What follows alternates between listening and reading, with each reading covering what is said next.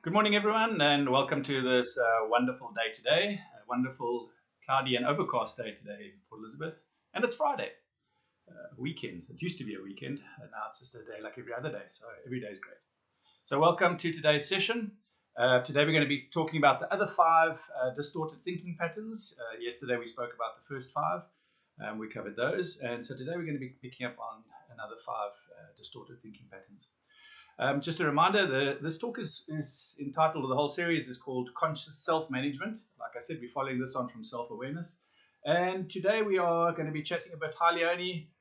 Thanks for all your assistance this morning. And we're going to be chatting a bit about the different types of how to look after yourself mindfully. It's not a mindfulness course per se, but we are looking at how to become more conscious. In other words, to become more mindful. Just a word, or I want to call it a disclaimer or a word of warning, or just something to be aware of. Warning is quite a strong word. The more mindful we become, the more intrusive and our thoughts and emotions will become. Because we remember when we are not mindful and we're being habitual and sort of trying to run away from it. Hi, Bobs, welcome. When we're trying to run away from our thoughts and our feelings, we tend to sort of dissociate from them. But the more mindful we become, the more these thoughts sort of come to the fore of our brain and fore of our insight, and our feelings rise to the surface. And this is not a bad thing. We've always thought it's a bad thing. Something I haven't discussed in any of these sessions yet is something that occurred to me is when we're all kids, we all have these monsters that reside under our bed. Well, certainly I did. And I think if you are honest with yourself, we all had monsters hiding under our beds or in our cupboards or whatever. And every night I would check under my bed. In those old days, we didn't have these base sets. We'd have spring beds, so there was a whole lot of space for someone to hide underneath. And then when you'd have to check underneath that bed, there'd be no one there. The monster didn't exist. So now as adults, we still have these monsters, but they reside in our heads. And these monsters are all these emotions that we've judged to be negative: sadness, fear, anger, insecurity, loneliness. And when we go and look there, their monsters aren't even there. So what mindfulness does, it pretty much turns a light into your own life. And it's sort of checking in with your head. Like I said in one of my earlier talks, it's like having a bouncer at the door or a doorman standing protecting your block of flats that you're staying in. And the funny thing is, the minute you shine a light onto those intrusive thoughts or these thoughts that you thought were monsters, they disappear. I don't know if any of you can remember, there used to be and as a free plug for Toilet Duck, there used to be a TV advert called Toilet Duck, and this duck would fly into the toilet bowl, and all the germs would be having this great party in the toilet bowl, and the minute this toilet duck flew into it, they'd all scream and then disappear. This is the same thing that happens, hi Rain, this is exactly the same thing that happens when we start checking in with ourselves, when we start checking in with our brain. So what we thought were monsters and what we thought were scary thoughts or scary feelings are just thoughts and just feelings. So this is extremely important to understand. Something else which I'd like to mention just as a preamble to today's talk is that our brain is a terrible master but a wonderful slave. This is a great saying, a meme I think I saw on Facebook one day. Our brain is a terrible master but a wonderful slave. When we start having habitual thinking, like I said, we become addicted to our certain ways of thinking because the freeway, everything, all our thoughts go this way. We become addicted to it. And this way of thinking is we don't even realize we're doing it. So it's pre-conscious awareness. So what we need to do is to turn our brains into our slaves rather than our masters. And this we do by becoming conscious. Basically, the back of our, I think today's, one of my pictures I posted today, a reminder today, was a picture with some light in the front of your forehead here.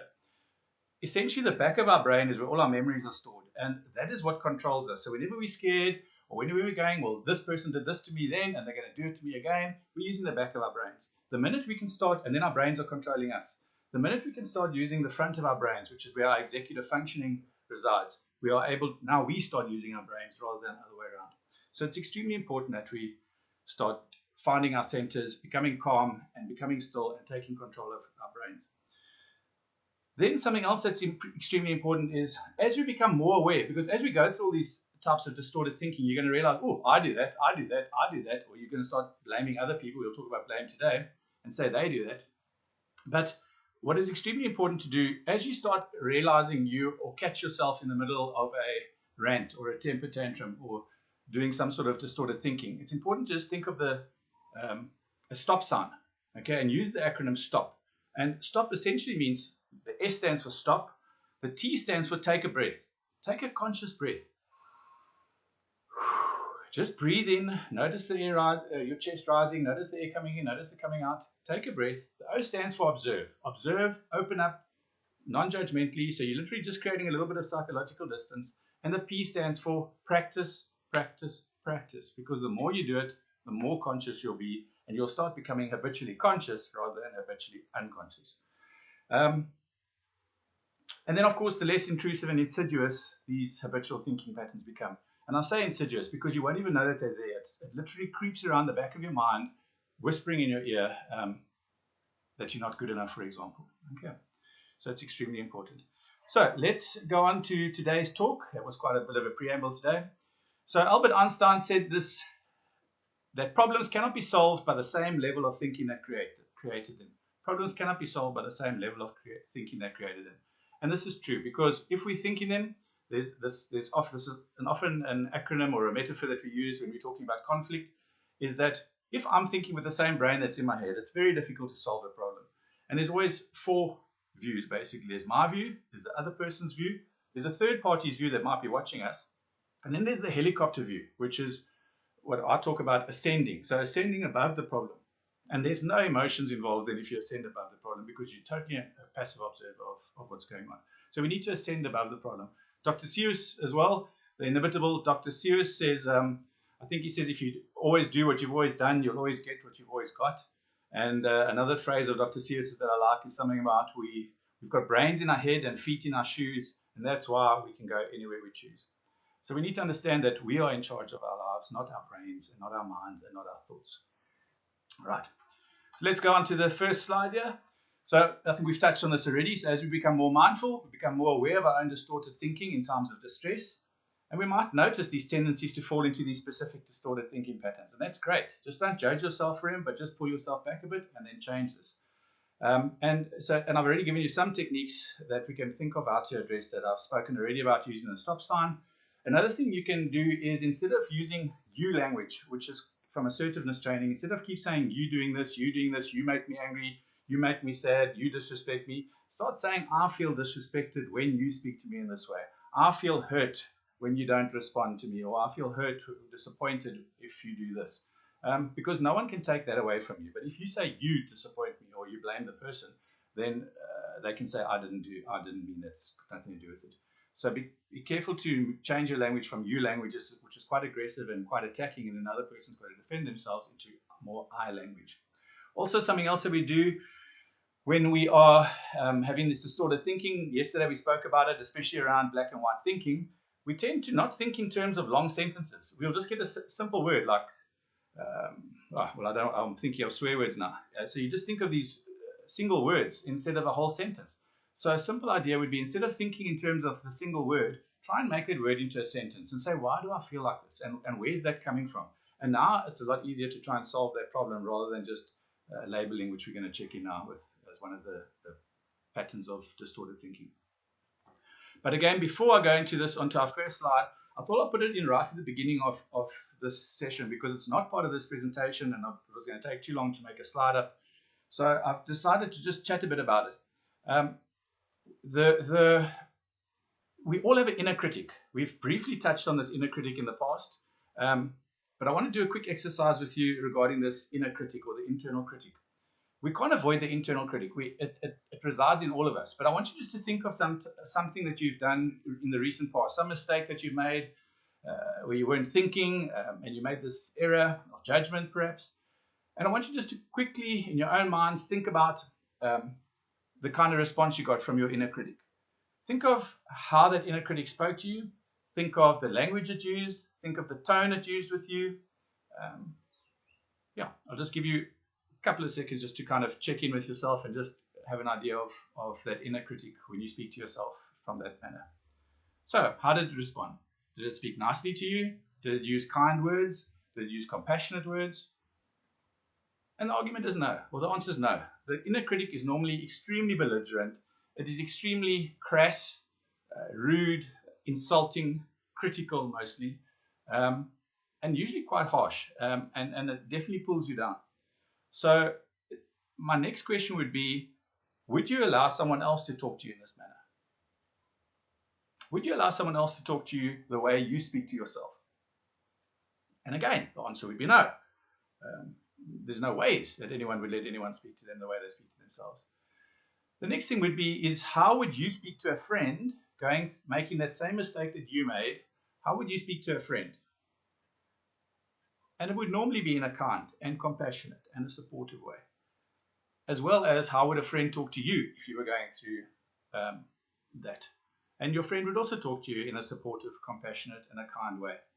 So the challenge is with this internal critic, it's not that the internal critic itself is bad, because we do need the internal critic. It does keep us on our toes and does keep us moving. However, it is the judgment and the evaluative nature of the inner critic that creates a problem. So we've got to make sure that that inner critic becomes the softer voice in our heads, that we don't allow it to talk to us like it does, and maybe to start being more compassionate, more self-compassion, and being kinder and more supportive to ourselves instead of calling ourselves idiots and stupid and dumb, etc. All right, so it's extremely important as a start to these types of distorted thinking is this internal critic, because internal critic is not necessarily a distorted thought or a thinking pattern. It's something else that resides in our mind or our brain and creates a whole lot of other distorted thinking patterns. So the first kind of distorted patterns is destructive labeling. Now, destructive labeling is when we generalize and we put names or tags onto people or situations. And this is really not helpful when we do this because it's quite generalizing, and it certainly doesn't help the situation. And especially when we label someone, it is very difficult to change that behavior if we've labeled them, because we've pretty much judged that person and put them into a box, and that person can't get out of the box because we'll keep seeing everything they do within that label. And of course, because we've come up with that label, as with the black and white thinking, we cannot be wrong. So everything that person does, it's almost like a self-fulfilling prophecy. If you don't know what a self-fulfilling prophecy is, a self-fulfilling prophecy is whatever's in my mind, I'm going to create the reality in front of me to fulfill what I've literally prophesied. That's a self-fulfilling prophecy, and I'm not going to go into it now because that's a whole other talk on its own. But so if we judge someone or label someone, we are not able to fix something. So if you label someone irresponsible, for example, we cannot fix that because you've labeled it. But a behavior you can. So a behavior you can look at how do we fix irresponsible behavior, but we cannot fix an irresponsible person. Then situations, you might be doing something, you might get frustrated with the situation, or even this lockdown, for example, and you might go, this is stupid, or whatever I'm doing, this is dumb, and then because you've labeled the situation dumb, hi Ashik, thanks for joining in, because you've labeled the situation dumb or stupid, you're going to pull back from it and walk away, and you're not going to fix the problem, you're not going to be able to solve it. So move back or create some psychological distance again. Rather say to yourself, what is it about this situation that's frustrating me that allows me to want to label it as stupid? And then you might find, well, I'm getting frustrated. So how do I work with frustration? What could I be doing differently? Is there another solution to what I'm trying to get done here? All right. Then personalizing. Personalizing ties in a bit with the inner critic, which is why I wanted to put the inner critic at the beginning. So when you personalize something, it says exactly what it is. We take it upon ourselves to say it's our fault. And we blame everything on ourselves. So some people will have this, and we'll talk about it on the next slide. But personalizing is when we put everything on ourselves. So you might be sitting with your child at the park, and the child's up on the jungle gym, and he falls off the jungle gym, and you go, oh, what a terrible parent I am. I'm such a bad parent. My kid fell off the jungle gym. Now it's not your fault. Your child was climbing. You can't be holding him and wrap him in bubble wrap and help. Of course, if he's 2 years old, he shouldn't be at the top of the jungle gym. But if he's 6 or 7 or 8 and he falls off the jungle gym, well, he must have stepped wrong or something like that. So you can go and help him, but it's not your fault that he fell off the jungle gym. Another example might be if you call a friend and then the friend doesn't call you back, or we spoke a bit about this the other day and jumping to conclusions. When you text someone and you see there's 2 blue ticks, they've read the message and they don't respond to you, and you go, what did I do wrong? They must be cross with me. I must have done something wrong. I wonder if I interrupted them. I know they're so busy. And you start thinking of all the guilt stuff and the shame around your behavior. So these are taking things on yourself or responsibility for stuff that's not your fault. All right, and these are circumstances that are beyond your control, and there's nothing you can do about it. So personalizing just plays into someone's negative self-esteem and insecurities. Then blaming. Blaming is now the opposite of personalizing. So blaming, and I think most people, certainly those with self-esteem, often resort to this first because it's a lot easier to blame others than to take responsibility. And of course, if we're blaming other people, we're looking for someone to punish. And does that solve a problem? And the answer is no, because when we blame others, we are only looking to apportion blame. We're not solving a problem. It is much simpler to say what's going on here. We're both screaming at each other. Something's going down. Doesn't help us blaming each other. There's a problem here that needs to be resolved. How are we going to resolve it? And what do we need to do to move to the next level? But blaming someone is not helpful because, again, if someone comes late for work, for example, and blaming that person as irresponsible or labeling, we've touched on the labeling, but labeling or blaming that person for being irresponsible, again, it's very difficult to work with an irresponsible person, but it's a lot easier to work with irresponsible behavior, something that you've judged as irresponsible. So be careful about blaming and rather look at how do we solve the problem. This is an extremely insidious, distorted thought. I think there are many people, many people I know, at Varsity they call this the tyranny of the musts. So this can be the tyranny of the shoulds or the musts. And it's about imperative thinking. It's a form of imperative thinking. And imperative thinking is you have to do this, you must do it now. It's a control that's coming out of your brain. And I often say to people, that's when we're on autopilot. When the brain says, turn right, or have a cigarette, or have a drink, or take your drug now. We don't have to do that just because our head told us that. We spoke in one of our sessions about having a bath and our brain saying, get out the bath now, you're lazy, you must go wash the dishes. And then we jump out the bath because we've got things to do. I must go cook supper or I must go wash the dishes. No, you don't. You've chosen to lie in the bath. You can overrule your brain at any time. So this tyranny of shoulds and musts, when it applies in our own lives, but sometimes and often, most often, we apply it to other people's lives as well. And sometimes this imperative thinking means that things need to get done now.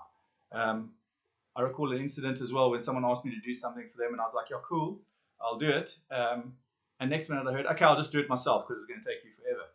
And I was thinking that I would do it as soon as I got up, but the other person was thinking in their mind, it must get done, it must get done, it has to get done, it should be done now, it must get done. And so they had to act on that instruction immediately. So be careful about the tyranny of shoulds and musts.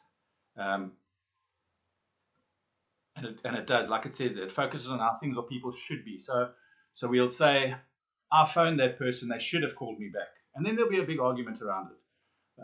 I think I've had times when if you have a dinner party and someone's not invited and they get upset because they should have been invited to that dinner party that one hosted. And it becomes a whole problem with friendships because of, or these high maintenance type of friendships, because they believe they should have been invited. And, should have, would have, could have, there's no such thing as has tos or musts or, it's a free world. We cannot control how other people act or do or think. So there's no such thing as should. Someone should phone you back. They might have been busy.